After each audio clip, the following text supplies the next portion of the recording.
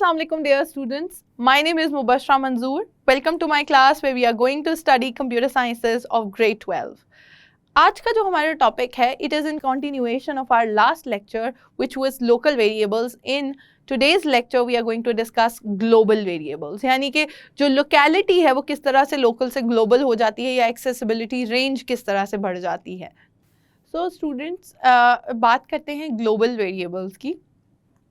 Global जैसे कि नाम से आपको जाहिर है, जब मैं आपसे कहती हूँ कि global language, English is a global language, इसका मतलब ये है कि आप डिफरेंट कंट्रीज़ में चले जाएं और अगर आप मुख्तलिफ ज़बानें भी बोलते हैं और आपको एक कॉमन लैंग्वेज आती है which is English, which is understandable के वो रिकग्नाइज्ड है ऑल ओवर द वर्ल्ड और कम्युनिकेशन लैंग्वेज के तौर पे यूज़ की जाती है, तो इसका मतलब होगा कि अगर आपको एक कॉमन लैंग्वेज आती है जो कि हर कंट्री में कहीं ना कहीं किसी ना किसी को आती होगी, तो इसका मतलब ये है कि ये चीज़ ग्लोबल है, यानी कि इसका स्कोप बहुत बड़ा है. जब हमने लोकल वेरिएबल्स की बात की थी तो हमने स्कोप की बात भी की थी. स्कोप का मतलब था उसकी बाउंड्री क्या है. तो अगर मैं कहती हूँ कि फॉर एग्जांपल हम पश्तो की बात करते हैं, तो Pashto is local for Khyber Pakhtunkhwa. It is not exactly कि उसके अलावा आपको कहीं पे लोग पश्तो बोलते हुए नहीं नज़र आएंगे, लेकिन it is local to and it is native to those people. यानी इसका मतलब है कि आप वहाँ जाएंगे तो आपको ज़रूर लोग इसी लैंग्वेज में कम्युनिकेट करते हुए नज़र आएंगे. उससे बाहर शायद वो आएँ तो उन्हें मुश्किल हो किसी को अपनी बात समझाने में अगर वो सिर्फ और सिर्फ पश्तो यूज़ करें.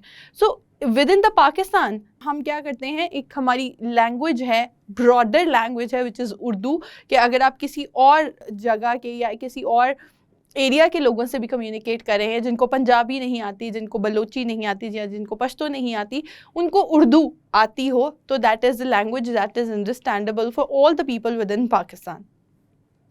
तो इसका मतलब हुआ कि उसका स्कोप कुछ बड़ा है, ज़्यादा लोग हैं, जो ज़्यादा बड़ी बाउंड्री है जिस पे वो रिकग्नाइजेबल है, एक्सेसिबल है. ठीक है. तो इसी तरह वेरिएबल का स्कोप भी डिफाइन करेगा कि क्या वो ग्लोबल है या वो लोकल है. हमने लास्ट टाइम कहा था कि अगर हम उस वेरिएबल को किसी एक पर्टिकुलर फंक्शन के अंदर, जैसे कि मेन फंक्शन के अगर हम अंदर से डिफाइन करते हैं, तो उसका मतलब होगा कि उसका स्कोप उसकी डिक्लेरेशन से स्टार्ट होके जहाँ तक उस फंक्शन की बाउंड्री एंड नहीं हो जाती वहाँ तक है. या अगर वो फंक्शन फॉर एग्जांपल किसी लूप में क्रिएट किया गया है, वेरिएबल फॉर एग्जांपल लूप का काउंट वेरिएबल होता है, मैं उसी को डिफाइन करूं with in the loop statement. For loop के अंदर हमने देखा था कि हम डेफिनेशंस कर सकते हैं. तो इसका मतलब ये हुआ कि वो सिर्फ और सिर्फ वेरिएबल रिकग्नाइजेबल होगा for that particular loop, even not outside that loop. उसके अलावा वो मेन फंक्शन में भी रिकग्नाइजेबल उस तरह से नहीं होगा. अगर हम उसे यूज़ करने की कोशिश करेंगे तो it will give us errors. Global variables on the other hand are those variables जिनका स्कोप ब्रॉडर है, जिनका स्कोप बड़ा है, यानी वो ज़्यादा जगह पे ज़्यादा ब्लॉक्स ऑफ कोड्स के लिए एक्सेसिबल हैं. आप मुझे कॉमन सेंस से बताएं कि ऐसे वेरिएबल्स को हमें कहाँ डिफाइन करना चाहिए. डेफिनेटली आउटसाइड द मेन, यानी कि स्टार्टिंग में, बिगिनिंग में हम जब हेडर फाइल्स डिफाइन करते हैं, उसके बाद हम अगर कोई वेरिएबल्स डिफाइन कर देते हैं तो उन वेरिएबल्स को हम कहेंगे global variables and they will be recognizable for all the scope of the codes, all the boundary of the chunks of the programs that are there. उन सब के लिए वो वेरिएबल जो है वो एक्सेसिबल होगा या ग्लोबल होगा, उन सब के लिए रिकग्नाइजेबल होगा. इस वेरिएबल की जो बाउंड्री है यानी उसका जो स्कोप होगा वो starting of the its definition to execution, ending of the program और ending of that file, termination of the execution of the file, वहाँ तक उसका स्कोप जो है वो एग्जिस्ट करेगा. इसका मतलब ये है कि अगर कोई ऐसा वेरिएबल है जिसको आपने पहले डिफाइन कर दिया है, उसके बाद आपने कोई फंक्शन क्रिएट किया, उसके बाद आपने मेन फंक्शन बनाया और मेन फंक्शन में उसे कॉल भी किया, तो इसका मतलब ये हुआ कि उन दोनों फंक्शंस के लिए, main function and the function you created, उन दोनों के लिए वो वेरिएबल जो है वो क्या होगा, ग्लोबल एंड एक्सेसिबल वेरिएबल. यानी उस वेरिएबल की रेंज जो है वो उन दोनों पोर्शंस ऑफ द कोड्स या उन चंक्स ऑफ द कोड के लिए डिफाइंड है. यानी कि आप कह रहे हैं कि ये वेरिएबल जो है it globally exist, it has a better range for all the functions defined in it. तो इसका मतलब ये है कि जब भी हम ग्लोबल वेरिएबल की बात करेंगे तो इसका मतलब है कि उसका रीजन, उसकी बाउंड्री जो है जहाँ तक वो एक्सेसिबल है, that is much more than the local variable. Local variable उतने ही पोर्शन के लिए एक्सेसिबल होता है, उतने ही चंक के लिए वो होता है, एक्सेसिबल होता है, जिसके लिए हमने उसे डिफाइन किया है। लेकिन ग्लोबल वेरिएबल को आप किसी भी और portion, chunks of the codes के अंदर ना सिर्फ यूज़ कर सकते हैं, कॉल कर सकते हैं, डिफाइन तो नहीं कर सकते, ऑब्वियसली डिफाइन पहले से हो गया हुआ है, उसके बाद आप उसको अपडेट भी कर सकते हैं into different portion of the programmes with different values. तो आप उसको एक्सेस करके उसको अपडेट भी कर सकते हैं विद डिफरेंट वेरिएबल्स। इसका मतलब ये हुआ कि जो रेंज है वो बढ़ गई हमारे पास वेरिएबल की एक्सेसिबिलिटी की, या उसके जो डिस्ट्रॉय होने का टाइम है, life time of the variable जो है वो इंक्रीज़ हो गया। हमने देखा था कि लाइफ टाइम ऑफ वेरिएबल होता है कि जब time for which the variable exists, यानी कि अपनी डिक्लेरेशन से लेके उसके स्कोप एंड होने तक वो अलाइव रहता है, उसके बाद वो डिस्ट्रॉय हो जाता है बाय द ऑपरेटिंग सिस्टम। तो इसका मतलब हुआ कि इस ग्लोबल वेरिएबल का जो स्कोप है या लाइफ टाइम है, it is larger than local variable, it is greater than local variable. ये पूरी की पूरी फाइल की एग्जीक्यूशन टर्मिनेट नहीं हो जाती, तब तक ये वेरिएबल जो है वो अलाइव रहेगा और इसको स्पेस एलोकेट हुई रहेगी, मेमोरी में असाइन हुई है, और ये अपडेट भी होता रहेगा as per our required usages of that variable within the codes और चंक्स ऑफ द कोड्स। तो इसका मतलब ये हुआ कि global variable is more reachable than the local variable. Local variable जो है वो local to that particular portion of the code है और उसके आउटसाइड एक्सेसिबल नहीं है। Global variable on the other hand is accessible everywhere in the file, it can be used and it can be updated anywhere. लेकिन यहाँ पे अगर आप देखें तो एक थोड़ा सा जो ट्रिक है वो यहाँ पे ये है कि अगर हम ग्लोबल वेरिएबल को गलती से भी कहीं पे अपडेट कर देते हैं किसी और चंक ऑफ द प्रोग्राम में, जहाँ पे शायद आपको ज़रूरत नहीं थी उसे अपडेट करने की और किसी दूसरे प्रोग्राम में उसकी कोई स्पेसिफाइड वैल्यूज़ यूज़ होनी है, तो इसका मतलब ये है कि आपने अननोइंगली जो है उसके साथ कुछ ट्वीकिंग कर दी है जो कि रिक्वायर्ड नहीं थी, and may be it is updated on two places which was not even required. तो उसको हैंडल करना is a little trickier, or you have to more responsibly use that particular variable. So let's go on to the hands-on practice and the task, and let's see कि हम किस तरह से global variable की example coding में use कर सकते हैं. So let's go on the board. So students, जैसे कि हमने बात की ग्लोबल वेरिएबल्स की, तो हम एक दो एग्जांपल्स देखते हैं और उसमें देखते हैं कि ग्लोबल वेरिएबल को कैसे हम डिक्लेयर करते हैं और किस तरह से कोड में यूज़ किया जाता है। मैंने एक स्ट्रक्चर ऑफ द प्रोग्राम लिखा हुआ है जिसको हम यूज़ करते हैं normally with the main function. अब हमें एक वेरिएबल डिक्लेयर करना है and that variable is suppose to be global variable. Right over here know कि ग्लोबल वेरिएबल का मतलब ये हुआ कि it is suppose to be accessible from anywhere in the file, यानी उसका जो स्कोप है वो स्टार्टिंग ऑफ देयर डिक्लेरेशन से लेके एग्जीक्यूशन के एंड तक रहे। तो उसका मतलब ये है कि मुझे उसे मेन से बाहर कहीं डिक्लेयर करवाना पड़ेगा, यानी जिस तरह से मैंने हेडर फाइल ऐड की है उसी तरह से मुझे उसका ग्लोबल वेरिएबल को भी यहाँ डिक्लेयर करना पड़ेगा। And I say integer n count for example, हम सिमिलर नेम से ही वेरिएबल को डिक्लेयर कर देते हैं। अब इस एन काउंट का स्कोप जो है वो सिर्फ और सिर्फ महदूद नहीं है मेन के अंदर, बल्कि मेन से बाहर भी अगर हम कुछ लिखें, जो कि अभी हम लिखेंगे, हम एक फंक्शन भी क्रिएट करेंगे। सो इफ़ यू सी इस पर्टिकुलर एग्जांपल में दो चीज़ें आप इनकैप्सुलेट कर सकते हैं। एक तो हम ग्लोबल वेरिएबल का कॉन्सेप्ट भी देखेंगे और अभी तक हमने फंक्शंस पढ़ लिए थे लेकिन फंक्शन हमने कोई क्रिएट नहीं किया था। तो इस पर्टिकुलर सेक्शन में हम फंक्शन भी एक क्रिएट करेंगे और देखेंगे कि किस तरह से हम एक फंक्शन के थ्रू भी एक्सेस कर सकते हैं इसी वेरिएबल को और एक मेन फंक्शन के थ्रू भी एक्सेस कर सकते हैं सेम वेरिएबल।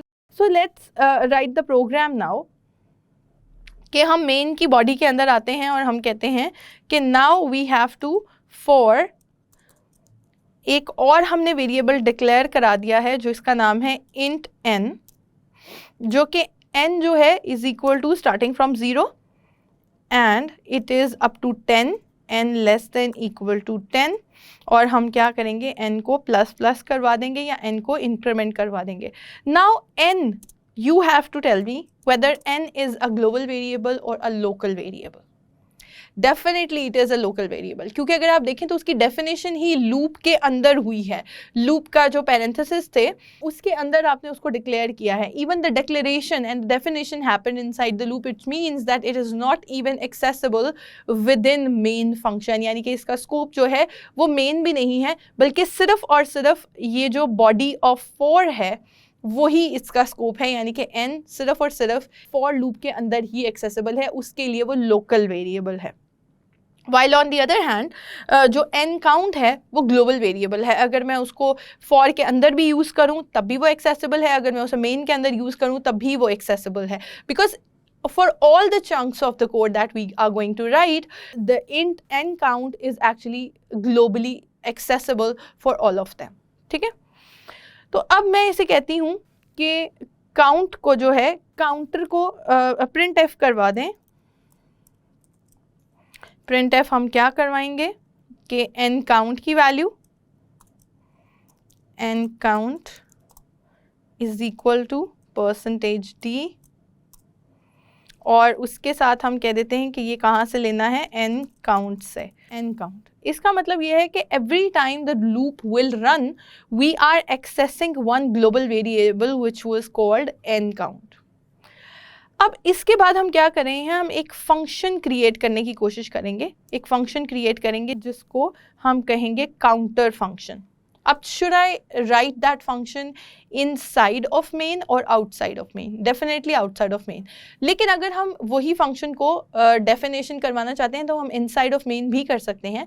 लेकिन क्योंकि एक तरीका ये है, स्टैंडर्ड तरीका ये है कि आप उसे मेन के फंक्शन के बाहर कहीं पे भी उसको डिक्लेयर करें and then call it inside the main function. तो इसका मतलब ये है कि उसकी कॉल इनसाइड होगी लेकिन उसकी डेफिनेशन आउटसाइड होगी। तो पहला काम, अगर आपको भी याद हो फंक्शंस में, that was defining a function, there was a prototype and then there was a call. तो तीनों को अलग अलग देखते हैं हम।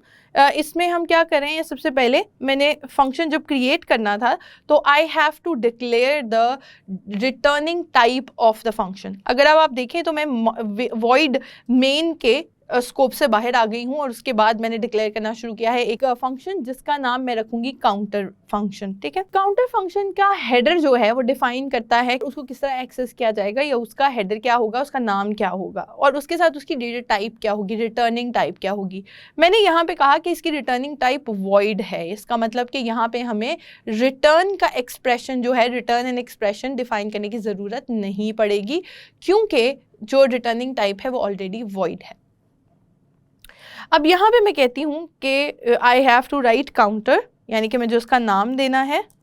मैंने कोई भी नाम उसका रख दिया, नाम काउंटर रख दिया। उसके अंदर आपको कोई पैरामीटर भी पास करवाना होता है।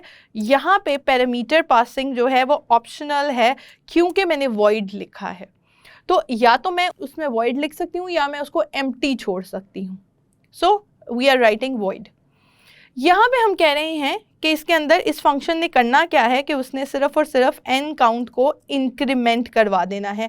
That is all this function is suppose to do. ये फंक्शन सिर्फ और सिर्फ क्या कर रहा है, n काउंट जो वेरिएबल था उसमें इंक्रीमेंट करवा रहा है। आप सोच रहे होंगे यही काम हम एक लाइन पहले भी लिख के कर सकते थे, but since we were discussing कि हम फंक्शन भी स्पेसिफिक टास्क के लिए बना सकते हैं, इसीलिए हमने एक छोटा सा फंक्शन से स्टार्ट किया है कि एक ऐसा फंक्शन जो सिर्फ और सिर्फ इंक्रीमेंट करवाता है इनटू दैट n काउंट। तो इसका मतलब ये हुआ कि इस फंक्शन को हम कहीं भी यूज़ कर सकते हैं, one liner wherever we need this in the program, और हम उसको यूज़ कर सकते हैं for incrementing in global variable which is n count।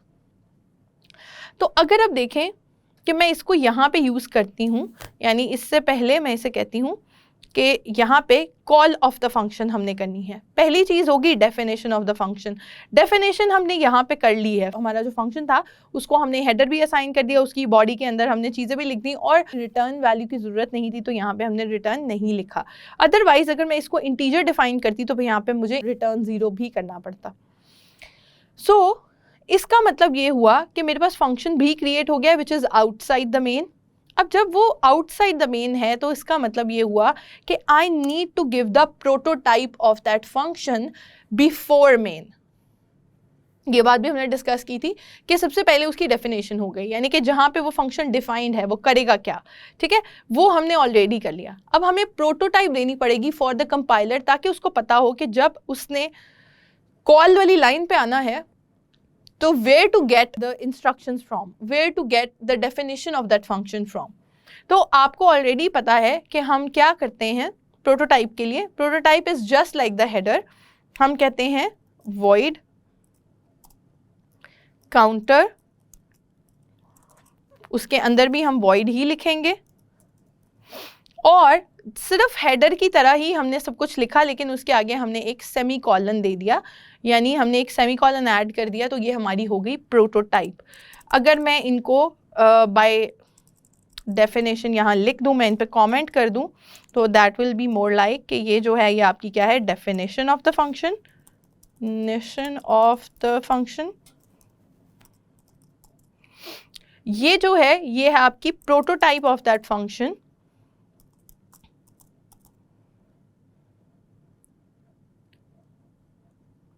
Type of that function, prototype of the function. अब हमें लास्ट चीज जो करनी है वो है कॉल ऑफ द फंक्शन, यानी कि कॉल जब हम करेंगे तभी ये डेफिनेशन इन्वोक होगी, या ये डेफिनेशन जो है वो कोई टास्क परफॉर्म करेगी।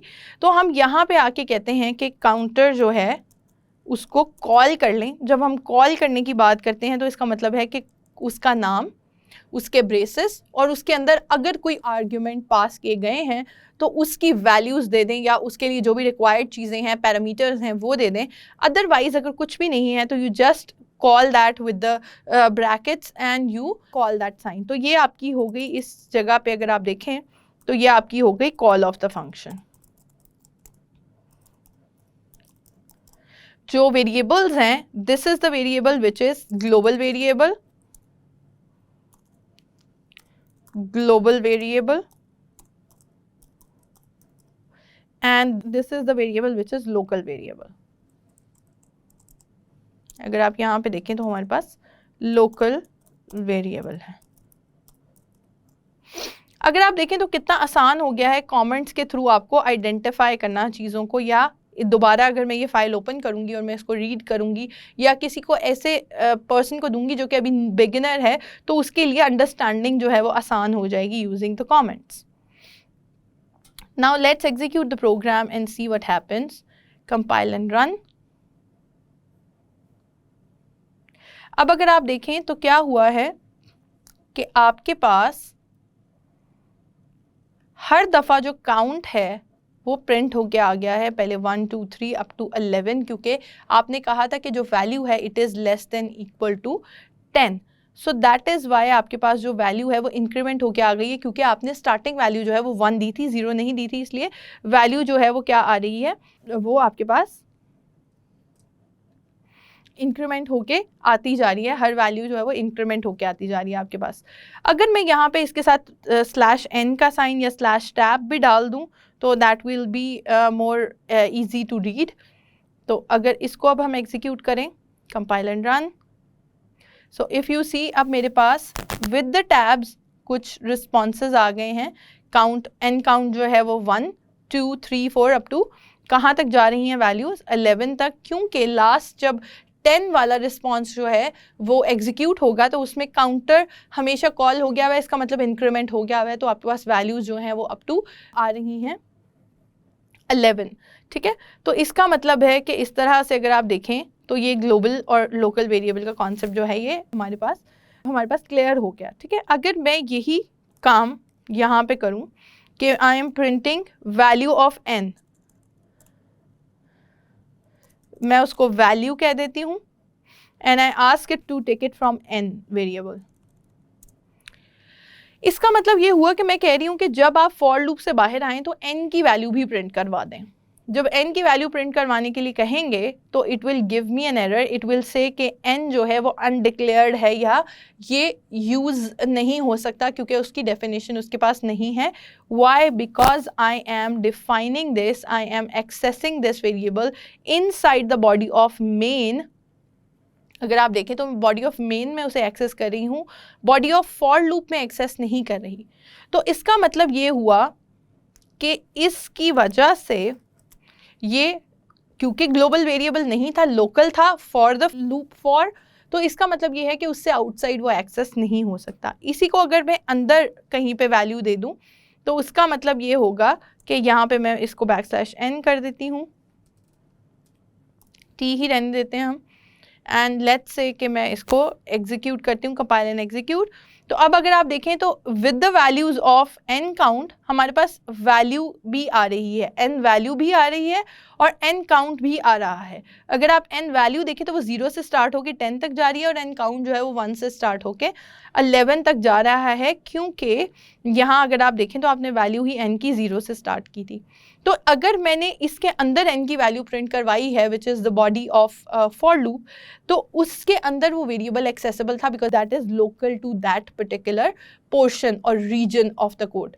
लेकिन जो वेरिएबल है n count, it is accessible even inside the counter function and inside the main function as well. अगर आप n काउंट देखें तो वो हम उसे मेन में भी यूज़ कर रहे हैं और हम उसे काउंटर का जो फंक्शन हमने क्रिएट किया है हम उसमें भी यूज़ कर रहे हैं बिकॉज दैट इज ग्लोबल, ठीक है। Thus it is accessible globally and by all the components that will be there in that particular file।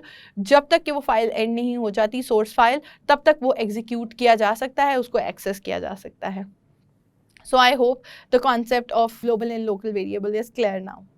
So I hope students आज का लेक्चर आपको इंटरेस्टिंग लगा होगा, आपको समझ में आ गया होगा। आप जो प्रैक्टिस है वो ज़रूर करें एट होम।